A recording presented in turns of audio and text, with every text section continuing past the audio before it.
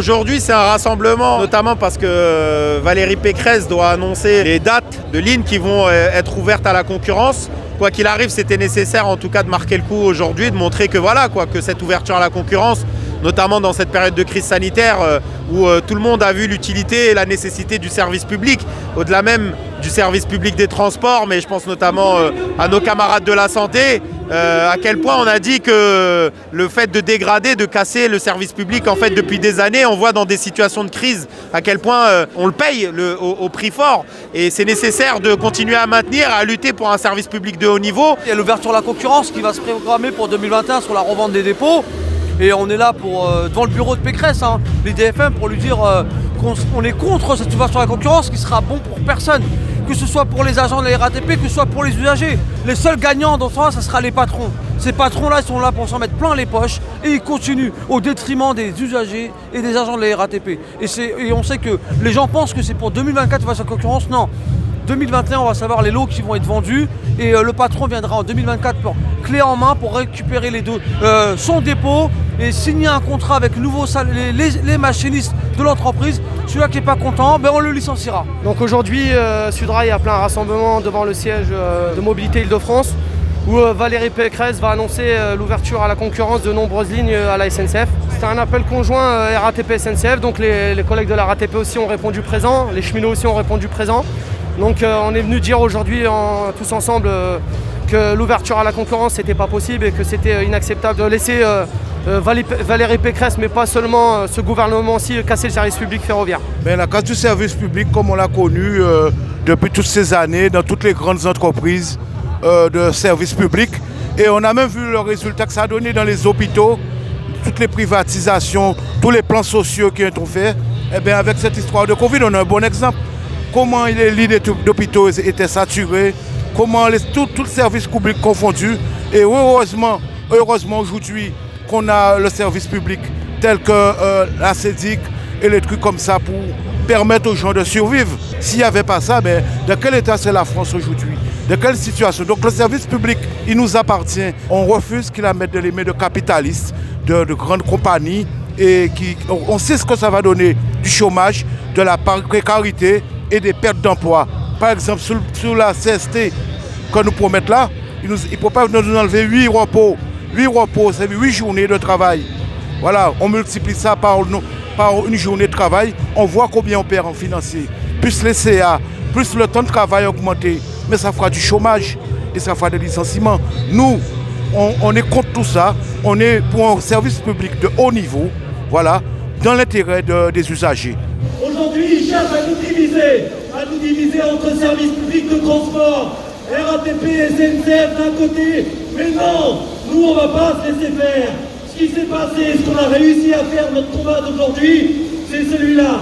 Construire une convergence RATP et SNCF. C'est ça qu'il faut faire, les camarades. On leur a dit, vous avez vu ce qui s'est passé l'année dernière. Mais si vous ouvrez la concurrence, c'est rien comparé à ce qui se passera demain. Et je vous le dis, il faut que les organisations syndicales, dans l'unité, aussi bien à la RATP qu'à la SNCF, prennent rendez-vous pour construire une mobilisation durable contre cette idéologie mortifère qui est l'ouverture à la concurrence. Et on sera au rendez-vous. On lâchera rien.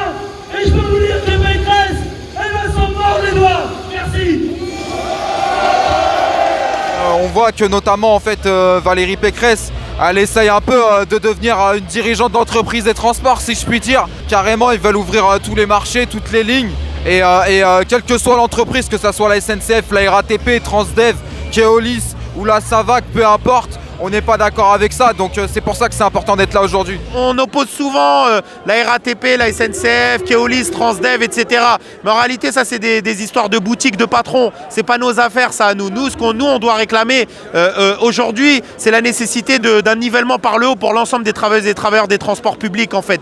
Toutes celles et ceux qui déplacent une personne d'un point A à un point B, elle devrait avoir le même statut, elle devrait avoir les mêmes conditions de travail et de salaire. Je pense notamment à un camarade de Keolis qui a été licencié licencié comme de la merde, réellement comme de la merde en fait, parce qu'il a eu 7 km/h au-dessus de la vitesse autorisée en fait dans son bus. C'est quand même quelque chose d'incroyable. C'est pour ça qu'il y a la nécessité en fait de faire en sorte que la prochaine bataille, si bataille il y a contre l'ouverture à la concurrence, en fait ça soit contre l'ouverture à la concurrence et la mise en concurrence des travailleuses et des travailleurs, mais non pas de manière défensive, à l'offensive en fait, pour réclamer un nivellement par le haut, et que tous les travailleurs de Keolis, de Transdev, de la SAVAC, de la SNCF, de la RATP, lorsqu'ils auront les mêmes conditions de travail et de salaire, je vous assure qu'il n'y a plus aucun patron qui cherchera à les mettre en concurrence en fait. Et la concurrence, ils arrivent à la créer notamment en cassant les conditions de travail. C'est ce qu'ils sont en train d'essayer de préparer, notamment à la RATP avec la loi d'orientation et mobilité, la fameuse LOM, et comme ils l'ont fait avec le pacte ferroviaire. C'est-à-dire que demain, lorsque tu basculeras dans une autre société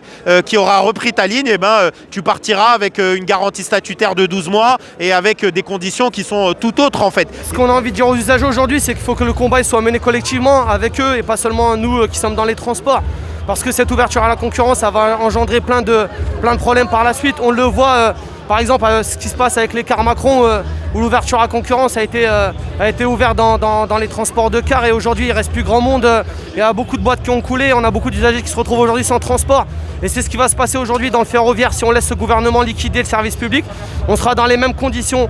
Ou sinon, on sera avec des lignes où il y aura des prix exorbitants, parce que ces entreprises privées qui viendront postuler sur les appels d'offres mettront des tarifs exorbitants. Et c'est avant les cheminots, ça sera les usagers qui paieront malheureusement les pots cassés. Donc c'est un combat qui nous concerne tous. Public, privé, cheminots, usagers, c'est tous ensemble qu'on doit les faire reculer. On voit aujourd'hui la précarité, elle atteint tout le monde. Avec ce Covid, on voit bien que si les dossiers des retraites passaient, on aurait des retraites à combien aujourd'hui? Bien sûr, cette grève de 2 mois historique, elle a fait reculer le gouvernement. Et on la fera reculer, pareil sur l'IDFM, sur la version concurrence. Et c'est tout le monde aujourd'hui. On voit tous les samedis, les manifestations sont bondées de monde.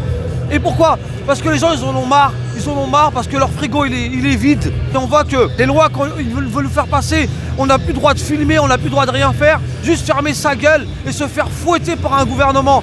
Et nous on dit non, on va pas se faire fouetter, on est déterminés à se battre sur le terrain, que ce soit avec les gilets jaunes et avec tout le monde, et dire stop à ce gouvernement et déboîter toutes ces personnes, ces gouvernements voyous et ces patrons qui sont là pour s'en mettre plein les poches. Bien que leurs poches sont pleines, mais ils veulent qu'ils débordent à nos détriment. Mais non, nous on va pas se laisser faire, et ces patrons on va les condamner, on va se battre contre eux comme ce gouvernement. Moi il y a quelque chose par contre qui m'énerve, voilà, en arrivant à ce rassemblement.